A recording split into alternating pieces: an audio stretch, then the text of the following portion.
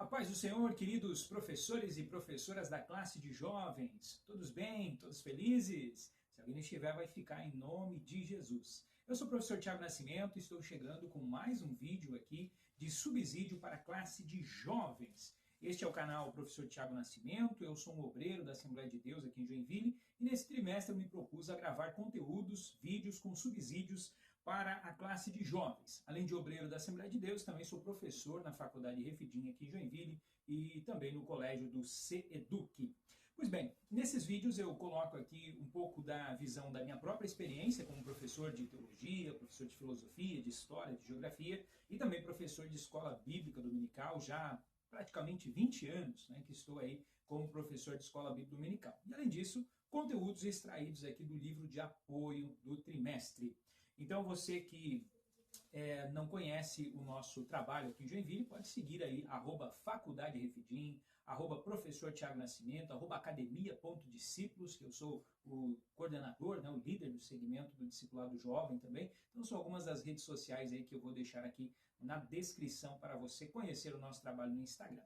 E por falar nisso, vou deixar aqui na tela também um QR Code, onde você pode nos seguir, né, tem ali alguns links para que você faça né, se torne um seguidor ali dos grupos e tudo mais, e também conhecer alguns dos cursos livres, cursos ministeriais, que são produzidos pelo pessoal aqui da Faculdade Refidim, e que estão à venda lá na plataforma Hotmart, preços bem acessíveis, né? Então você pode clicar aí na tela, neste QR Code, né, que está aparecendo aí, e você pode então acessar esses links e conhecer esses materiais. Adquirindo algum desses cursos, você estará então, além de investindo, né, em você mesmo, aí no seu conhecimento ministerial, no seu crescimento teológico, você também vai estar ajudando aqui ao nosso canal. E além disso, você também ajuda o nosso canal quando você clica no curtir, clica no compartilhar e também quando você se inscreve no canal. Então, caso não seja inscrito, eu te convido nesse momento a seguir aqui o canal.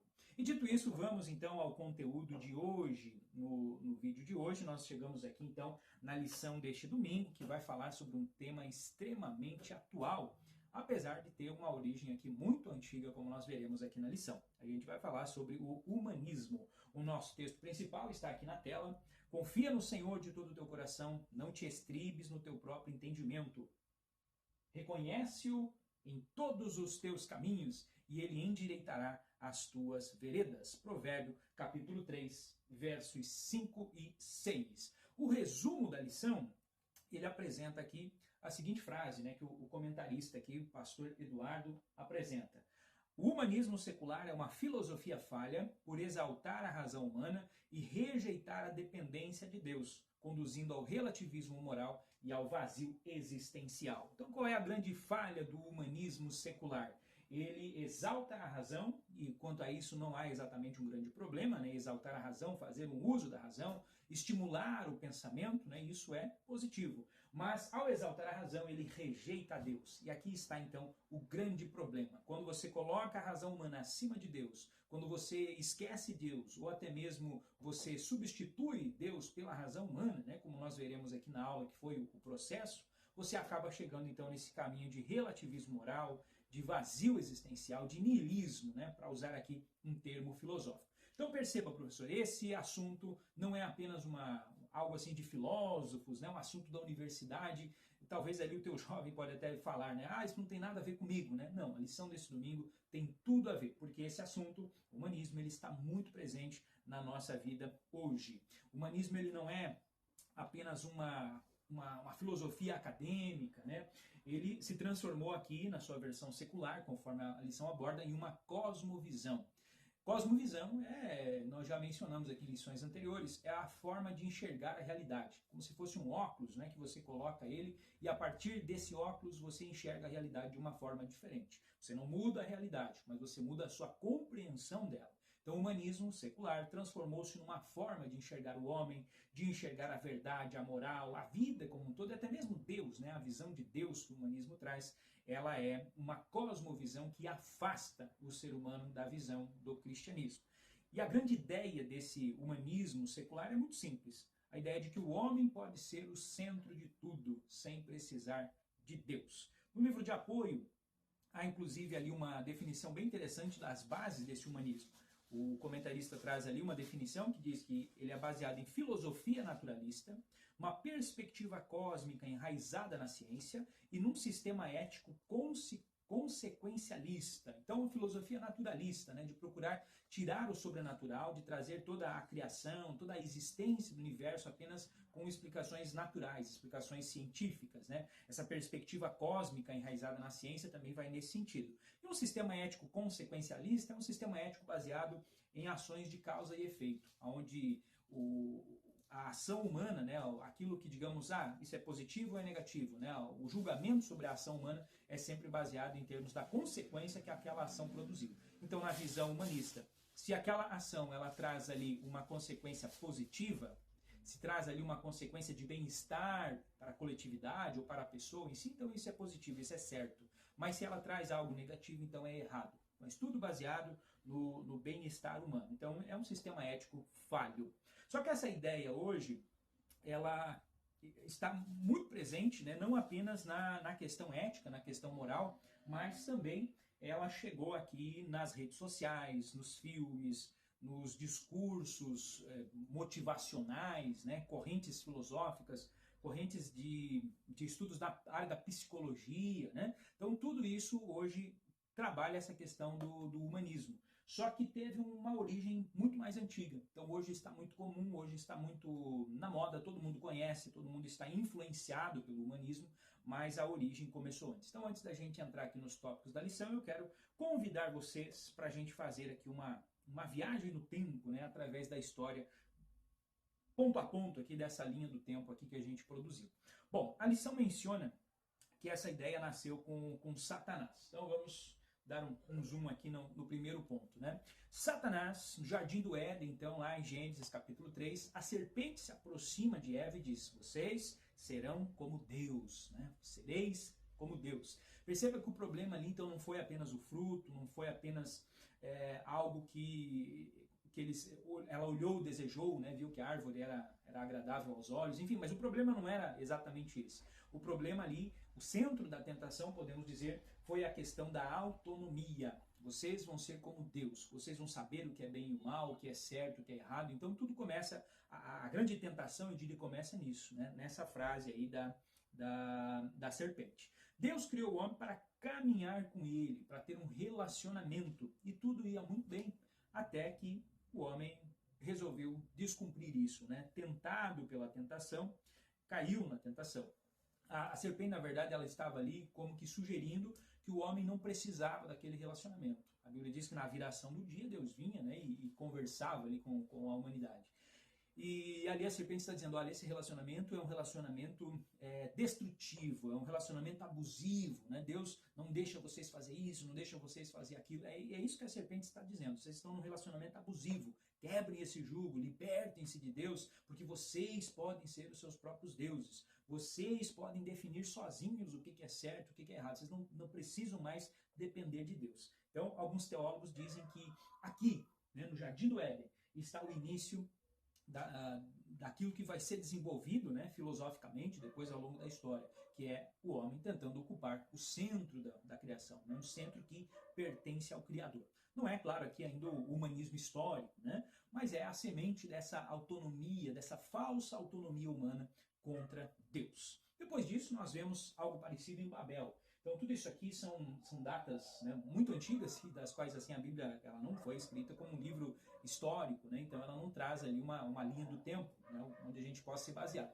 Então, o que a gente tem aqui que provavelmente foi entre 2500 a 2300 a.C. Fazendo toda uma exegese ali do texto bíblico, a gente compreende que sobre a liderança de Nimrod, que a Bíblia diz que era um poderoso caçador, né, e esse poderoso caçador aqui não é apenas um caçador de animais, mas um caçador de homens também, né? Um caçador no sentido de um conquistador, de um imperialista, né? E aí então, possivelmente sobre a liderança de Nimrod, a humanidade se reúne para construir uma torre cujo topo toque os céus. Eles tinham ali 3 objetivos, né? O texto bíblico lá, Gênesis capítulo 11, se eu não me engano, ou 12, onde traz essa passagem, né? Então, qual era o objetivo deles? Alcançar os céus, né? Uma torre que alcance os céus, ou seja, alcançar o céu por um esforço humano, podemos interpretar dessa forma. Segundo objetivo, não ser espalhado. E terceiro objetivo, criar um nome, ser famoso. Então, não ser espalhado no sentido quase que aqui entrando em choque com o que Deus queria. Deus falou para Adão e depois Deus fala para Noé, né? Cresçam, multipliquem, encham a terra, espalhem-se, multipliquem-se, né? E eles não queriam cumprir isso, então, ou seja, indo contra uma ordem de Deus. Então, eles tinham alguns objetivos assim bem pessoais, né? Bem próprios deles. Frequentemente se vê aqui, então, o início do imperialismo, do nacionalismo, né, uma visão coletivista, tentando ir contra a vontade de Deus. Mas a gente também pode interpretar aqui algo dessa questão do humanismo, né? Porque o texto bíblico ele diz ali, ó, façamos para nós um nome. Então, perceba novamente o centro da questão. Não era apenas engenharia, tecnologia, imperialismo, era independência. Então, isso aqui era um projeto humano, coletivo, sem submissão ao Senhor, sem submissão à ordem clara do Senhor. Então, Babel representa a humanidade organizada em torno da própria glória. É o homem tentando alcançar o céu sem Deus. E o resultado qual foi? Tirania, opressão, confusão, separação, né, divisão. Então essa foi a tônica dos reinos humanos durante toda a antiguidade. A gente não vai entrar aqui no ponto se a Torre de Babel ela representa realmente um fato isolado ou se ela simboliza ali também algo que aconteceu com a humanidade em diversos contextos. Mas o fato é que durante toda a antiguidade os reinos humanos foram dessa forma, né, baseados em opressão, em violência, em tentar ter uma fama e sempre, claro, fora da vontade de Deus. É por isso que Deus escolhe um povo para si, né? E, enfim, aí a gente entra aqui na história bíblica, né? Mas, enfim, aqui está o início, então, do humanismo. A gente vê que o humanismo está lá na origem de tudo. Depois, avançando na linha do tempo, a gente chega, então, na Grécia Antiga, né? Séculos depois, principalmente aqui, talvez, entre os séculos V e o século IV, vai ter a figura aqui, por exemplo, do Protágoras, né? O século V, século IV, onde se desenvolve a filosofia na Grécia Antiga. Mas Protágoras, então, especificamente aqui viveu entre 490 e 420 a.C. E ele era ali, então, no grupo conhecido como os sofistas, né? E ele escreve uma frase que ficou histórica, né? Se tornou muito famosa, que o homem é a medida de todas as coisas. Então, você provavelmente já ouviu essa história, então agora você está sabendo, e se você sabia, já está relembrando, né, que foi Protágoras quem escreveu isso lá no século V a.C. E depois isso vai se transformar no lema do Renascimento, no lema do antropocentrismo, do iluminismo, mas começou muito antes disso lá na Antiguidade ainda, né, com Protágoras. E essa frase do Protágoras, isso muda muita coisa, porque agora já não é mais a religião quem define a verdade. A filosofia como um todo, ela surge para combater a religião. Embora, claro, estamos falando aqui da religião grega, uma religião falsa, né, uma religião baseada em mitos, mas colocava-se todas as religiões então no mesmo balaio, podemos dizer assim. Então, Deus, os deuses, né, e Deus no meio deles estava sendo tirado fora. Agora era a razão, era a racionalidade. A filosofia vem com esse caráter, né? A razão humana começa a ocupar um lugar central contra as narrativas, contra os mitos. E é importante destacar, a filosofia grega, em especial após os sofistas ali, né, principalmente a tríade ali de Sócrates, Platão e Aristóteles, eles trazem com certeza assim, um grande desenvolvimento em termos da lógica, da política, do conhecimento de modo geral, né? A filosofia é a mãe de todas as ciências. O problema, então, assim podemos resumir, nunca foi pensar, nunca foi desenvolver, evoluir, progredir, né, como já falamos aqui em aulas anteriores. O problema é quando a razão humana passa a competir com a revelação divina, quando esse progresso todo faz com que as pessoas pensem que eles são autossuficientes e que eles podem, então, viver sem Deus, longe de Deus. No próximo ponto aqui temos o iluminismo, então já um pouco mais tarde, nos séculos XV a XVI, especialmente na Itália, surge então o Renascimento. O Renascimento ele foi podemos dizer, um movimento, né? Um movimento filosófico, artístico, científico também. Então teve assim um movimento cultural, né? como um todo. E ele tem esse nome, né, de Renascimento, Renascença, porque eles se viam então aqui na modernidade, século XIV, XV, como alguém que estava renascendo um conhecimento, uma cultura que tinha sido perdida. Então eles vão voltar lá na antiguidade, vão voltar lá no Protágoras, no Sócrates, lá nos ideais gregos, né, de beleza, nos ideais gregos de poesia e tudo mais, né? E eles vão beber lá daquelas fontes. Como quem diz assim, ó, a Idade Média foi um período onde a ignorância prevaleceu. Então agora morreu a cultura. Agora nós estamos fazendo renascer ela. Vamos voltar às fontes lá da antiguidade e vamos trazer aquilo que é belo, aquilo que é bom, aquilo que é certo de novo. Então, o humanismo começa a ganhar força aqui, principalmente na Itália. E aqui a gente precisa ter um equilíbrio, né, para não simplificar demais. Nem todo humanista renascentista, né, nem todo homem da Renascença, ele era ateu, era anticristão. Inclusive existia aqui o chamado humanismo cristão, até esse ponto aqui, né, do século XVIII ali, tá tudo certo. Acho que eu acabei avançando aqui no slide, né? A gente ainda está falando aqui do Renascimento, isso, século XVI, século XIV e XVI. Então aqui no Renascimento existia, aqui está o homem vitruviano, né, do Leonardo da Vinci, de certa forma sintetiza um pouco isso, né, o antropocentrismo, né, o homem no centro, embora não seja esse, né, a questão da proporção ali, mas a gente pode colocar também como um símbolo desse momento.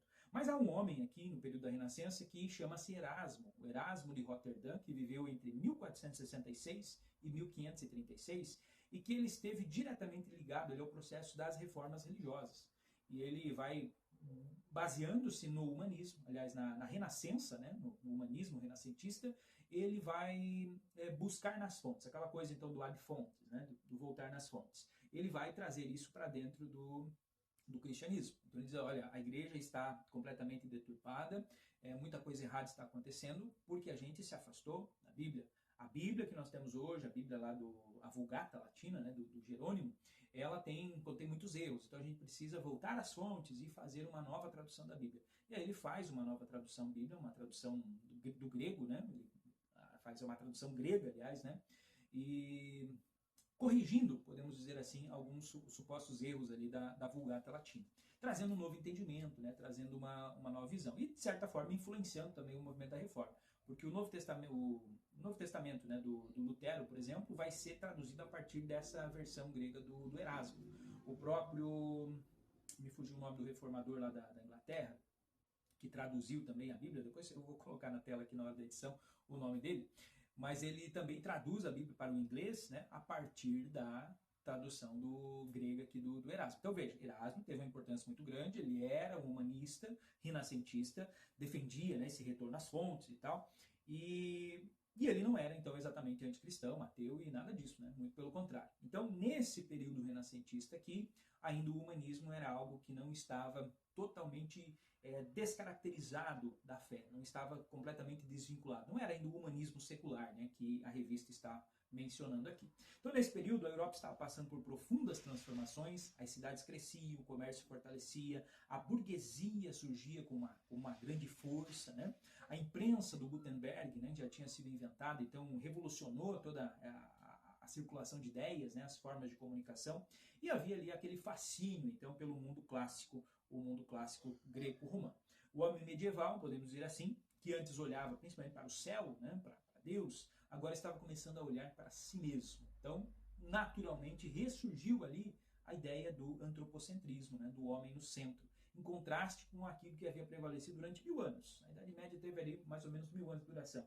E na Idade Média prevalecia o teocentrismo, Deus no centro. Embora Deus ali representado, simbolizado pela Igreja Católica. Então, o catolicismo no centro. Então, em contraste com isso, surge o antropocentrismo, né? Deus sai do centro e agora o ser humano passa a ocupar. E olha aí, volta então a frase do Protágoras, né? O que tem tudo a ver com o Renascimento, essa busca lá pelas fontes. O problema, então, não era valorizar o ser humano em si. Afinal, a própria Bíblia também traz essa menção, né? A gente vai ver aqui na lição. O homem foi criado em imagem e semelhança de Deus, então ele tem um valor intrínseco ali, pelo fato de ser uma criatura de Deus e ter sido criado lá no sexto dia, ter sido criado para o domínio. O problema começa quando o homem é valorizado acima de Deus, ou ainda sem Deus, que é o que vai acontecer. Então, no decorrer do tempo, novos pensadores humanistas vão surgindo, né, e vão reinterpretar, então, aqui o humanismo, desvinculando ele da religião, desvinculando ele da fé. E aí chegamos, então, finalmente, agora sim, né, ao iluminismo. Então, século XVIII, a gente vai ter aqui, então, a razão humana colocada numa posição mais central ainda, né, uma posição mais sobrevalorizada. Os iluministas acreditavam que a ciência e a racionalidade conduziriam a humanidade ao progresso. Então, ali a gente vai ter filósofos como Voltaire, Jean-Jacques Rousseau, Immanuel Kant, né? Então, todos homens iluministas que beberam naquelas fontes renascentistas, né, dos séculos anteriores e vão avançar aquilo tudo. A gente, inclusive, já falou sobre alguns deles aqui nos vídeos anteriores. O lema iluminista era que a razão libertaria o homem. A Bíblia nos diz, conhecereis a verdade e a verdade vos libertará. Mas para o iluminismo E depois, para os próprios pós-modernos, né, que vem logo na sequência, eles vão naquela ideia do Pilatos, né? O que é a verdade? Quando Jesus fala a respeito da verdade para Pilatos, né? O que é a verdade? Então, a partir do iluminismo, e principalmente aqui dentro da pós-modernidade, quando chega ali, por exemplo, o Lyotard, né? Eles começam a questionar, então, a própria a autoridade da verdade, né? Como dentro da epistemologia, né, a área da filosofia que estuda essa questão, né, de como se produz o conhecimento, então eles começam a questionar isso e aí surge esse mundo relativista, né, que a gente já falou bastante aqui naquele vídeo gravado para a aula do relativismo. Então vou deixar aqui no card ao lado a playlist aqui para você acessar aqui os vídeos anteriores. E bom, dentro desse período então do iluminismo, da pós-modernidade, né, nessa parte mais moderna aqui da nossa história, a própria teologia vai sofrer essa influência. Então, surge ali, por exemplo, a gente viu isso também no vídeo da teologia progressista, né? Surgem ali teólogos que vão defender, por exemplo, que os milagres tinham que ser reinterpretados, que eles eram alegóricos, né, que não eram exatamente literais. Outros que vão trazer a Bíblia, que ela precisa então ser atualizada, né? Ela tirada aquela parte espiritual dela, né, e ficando apenas como um documento humano, como algo simbólico muitas vezes, né? Então esse homem moderno acreditava que poderia construir uma sociedade perfeita através da educação, da política, da ciência e do progresso. Então, principalmente, né, no iluminismo, né, esse homem da modernidade tem essa visão. A gente não precisa de Deus. A gente tem aqui, chegamos num estágio evolutivo que a gente consegue fazer um mundo perfeito sem a religião, sem Deus. Só que aí chega o século XX, e o século XX ele mostrou que esse progresso tinha limites. O século XX criou, por exemplo, os antibióticos, né, avanços na medicina, de todo modo. Só que ele também criou as guerras mundiais. Ele criou todo aquele arsenal de bombas, né, bombas atômicas, bombas de nêutrons, bombas de hidrogênio. Ele criou ali doenças, né, pestes que não conseguiam ser curadas. Olha o que foi no século XX, a epidemia de AIDS, né? Então tudo isso acontece no século XX. De um lado, uma tecnologia extremamente avançada, mas de outro lado, os problemas, a miséria humana, a opressão, aqueles problemas morais extremos, né? Pense campos de concentração, por exemplo, a Alemanha, né? Tão avançada tecnologicamente de um lado, mas moralmente tão decaída naquele período ali do nazismo. Então tudo isso mostra para o ser humano, para a humanidade, de que esse progresso, essa evolução que o modernismo lá pregava, tinha um certo limite. Então, o progresso tecnológico não resolveu o problema moral do coração do homem. E por que não resolveu? Porque o problema do homem é espiritual. E como dizia uma música do Voz da Verdade, né? No espírito só Deus pode mexer. Então não adianta progresso, não adianta tecnologia, aonde apenas Deus pode chegar. Então a gente chega na pós-modernidade, principalmente a segunda metade, né, do século XX, né, 1950 para frente, após a Segunda Guerra Mundial, começa então uma tentativa de superação da modernidade, superação daqueles ideários iluministas. Se no iluminismo lá se acreditava demais na razão, a pós-modernidade ela passa a desconfiar até da própria ideia, então, de verdade absoluta, né? O Lyotard, né, que eu havia mencionado antes, ele vai questionar então as grandes narrativas. Ele vai dizer, não, isso aqui já não explica mais a realidade. Então a gente precisa abandonar as metanarrativas e aí chega na subjetividade, chega no relativismo. A verdade passou a ser vista como relativa, subjetiva e individual. Ou seja, fortalece-se essa visão de autonomia, essa falsa autonomia do humanismo, né, o humanismo secular. E isso aparece hoje o tempo inteiro, né? Frases ali como, viva a sua verdade, siga o seu coração, o importante é ser feliz, ninguém pode dizer o que é certo ou errado para os outros, né? Cada um tem a sua verdade. Então isso aqui são frases que a gente percebe muito hoje em conteúdos motivacionais, por exemplo, e até mesmo em conteúdos sérios, né? De estudos sérios, por exemplo, na psicologia, né?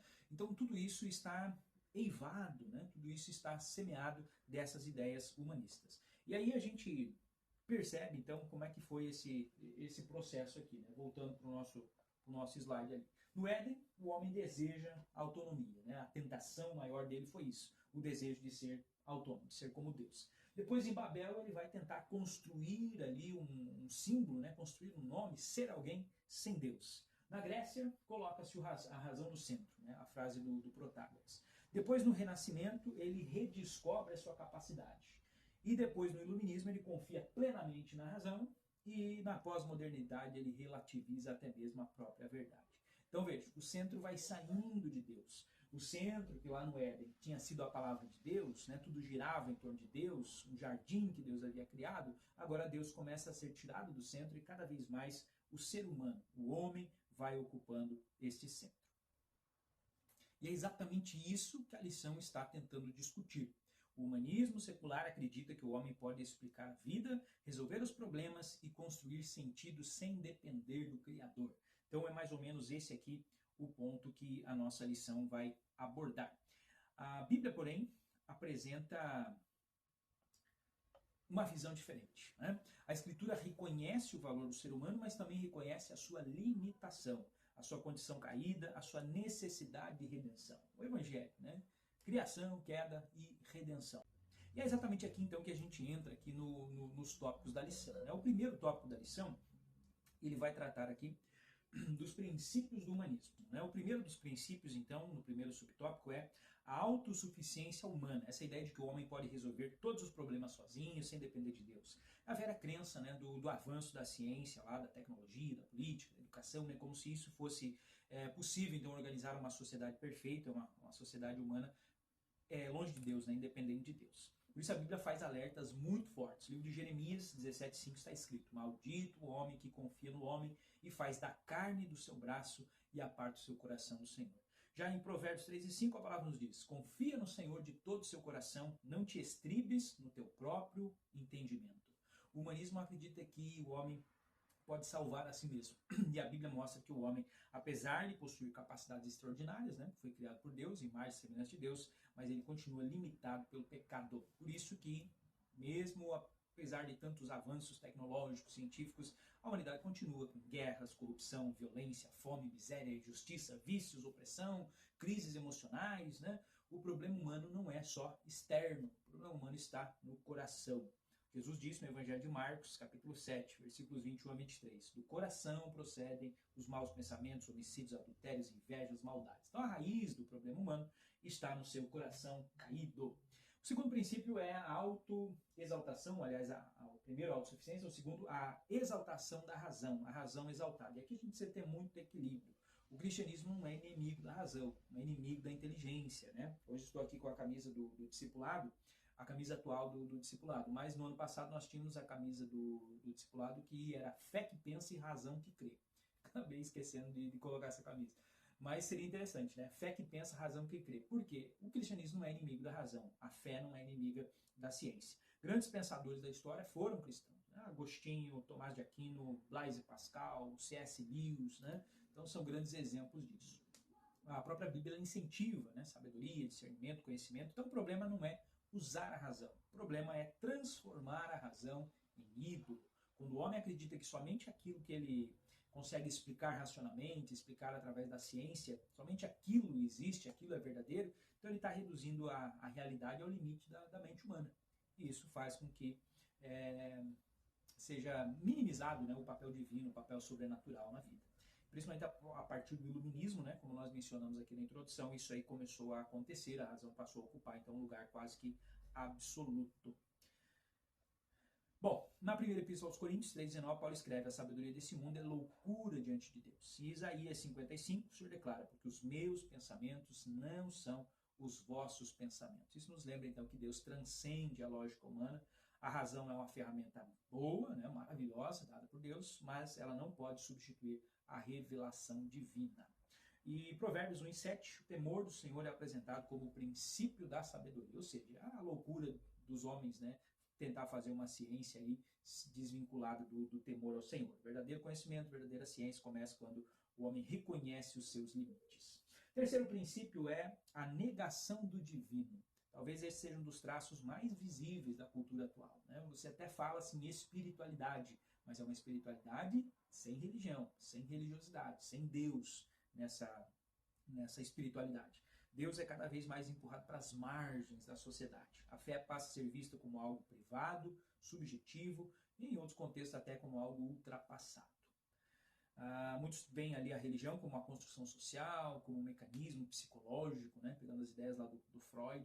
Então, o secularismo moderno tenta organizar uma vida sem qualquer referência transcendental espiritual. A eternidade desaparece do horizonte. O homem vive apenas para o aqui e o agora.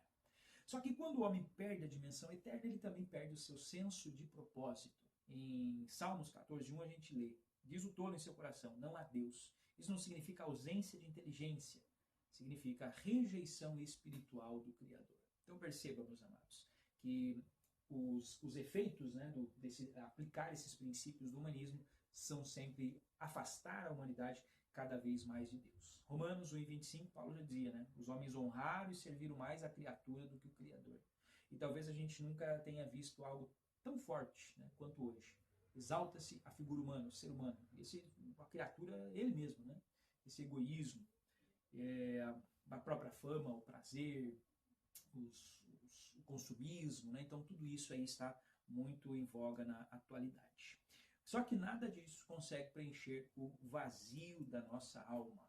Eu trago aqui uma frase do Dostoiévski, né, atribuída ao Fyodor Dostoiévski, escritor russo, onde ele diz então que existe no homem um vazio do tamanho de Deus. O Agostinho de Hipona também nessa linha dizia que nosso coração está inquieto até descansar em Deus. Então, se o nosso coração só descansa em Deus, se no nosso coração existe um vazio que só Deus preenche, o resultado é isso que nós vemos aí. Um mundo que busca preencher esse vazio com muitas coisas, mas ele não consegue, porque apenas Deus consegue preencher este vazio. Muito bem, avançando agora para o tópico de número 2, nós vamos encontrar aqui o conceito da Bíblia. O que a Bíblia diz, então, a respeito do ser humano? A visão cristã do ser humano. O cristianismo possui uma visão equilibrada sobre o ser humano. Então, ao mesmo tempo que a Bíblia reconhece ali a dignidade humana, né, que vem da criação, a Bíblia também menciona que tudo isso foi manchado pelo pecado. Então, o cristianismo, né, pensando nessa questão da criação, ele serviu de base para muita coisa boa que aconteceu ao longo da humanidade. Questões de dignidade humana, direitos humanos, né? Então tudo isso há uma influência bíblica que está ali inerente. Né? Por exemplo, no fim da escravidão, né, houve uma forte pressão dos cristãos, né, pelo fim da escravidão.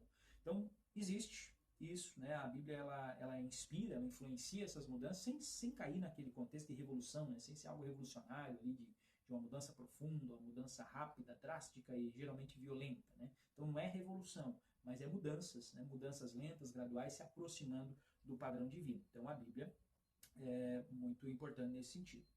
Só que a Bíblia também mostra, então, que essa imagem humana foi manchada pelo pecado. E é por isso que Paulo diz, Romanos 3:23, todos pecaram, destituídos estão da glória de Deus. E o humanismo acha que não, né?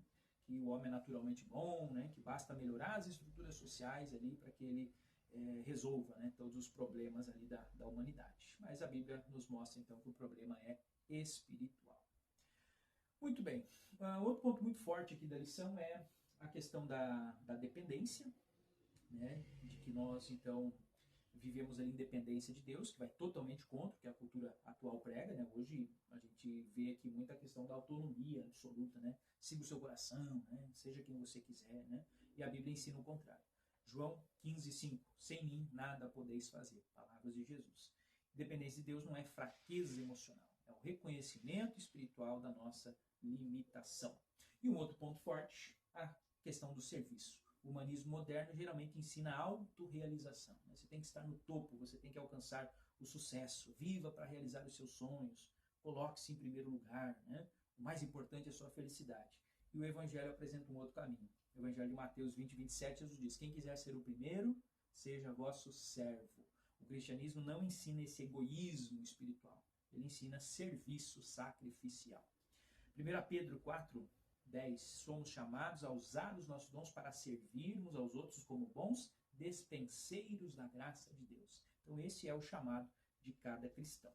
Por fim, o tópico 3 da nossa lição aborda as consequências do humanismo. E a primeira delas é o vazio existencial, esse vazio de sentido, né, como a gente vê então na atualidade. Depressão, ansiedade, solidão, tudo isso tem a ver com isso. Porque o homem foi criado para servir a Deus, o homem foi criado para se relacionar com Deus. E então, voltando à frase lá do Dostoiévski, né, se há algo que você não vai conseguir é preencher um vazio do tamanho de Deus com as coisas pequenas, frágeis aí que a humanidade tem tentado colocar.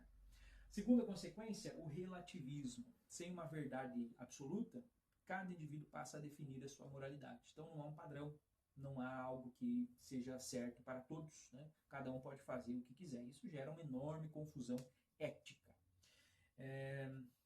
A Bíblia apresenta princípios absolutos fundamentados no caráter de Deus. Só que se você não crê em Deus, então você não tem princípios absolutos. Isaías 40 diz, né? A palavra do nosso Senhor subsiste eternamente. Então a sociedade precisa desses padrões. Mas ao negar Deus, ao rejeitar Deus, qual vai ser o padrão que vai ser colocado? E aí surge um monte de discussões, né? O último subtópico da lição traz aqui algo muito importante. O que a igreja tem que fazer nesse contexto? Qual deve ser a nossa postura? Qual que é a nossa missão?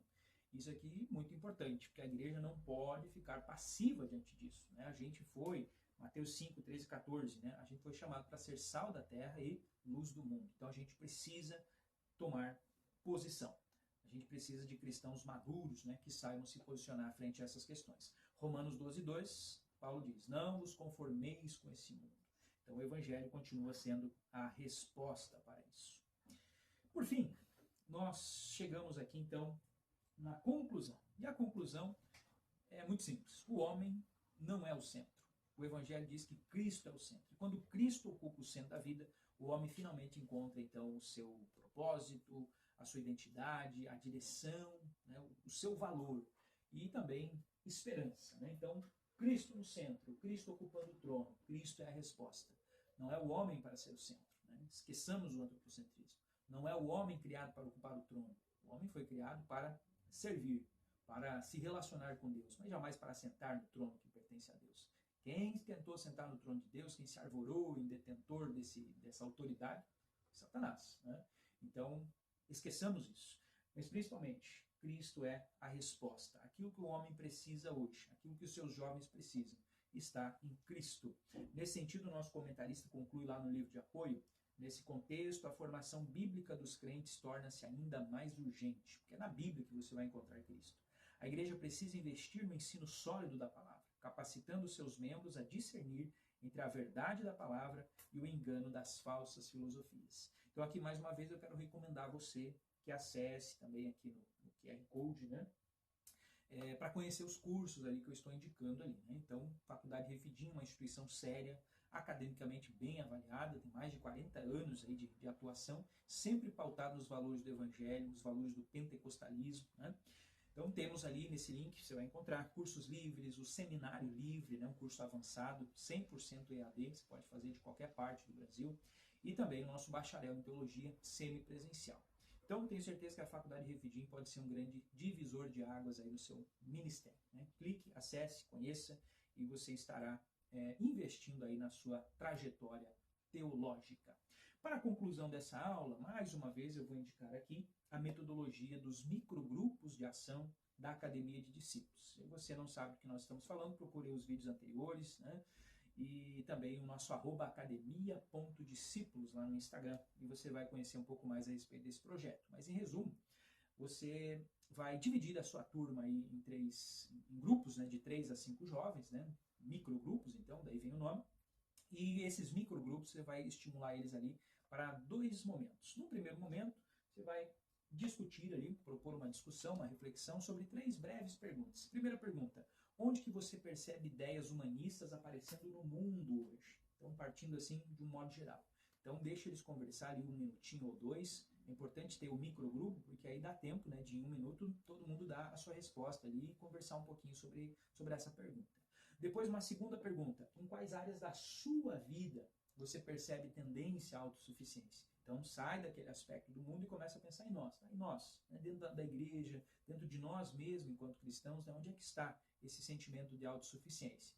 E aí, mais 1 ou 2 minutinhos ali para buscar resposta sobre isso. E a terceira pergunta, o que muda quando Cristo ocupa verdadeiramente o centro da nossa vida?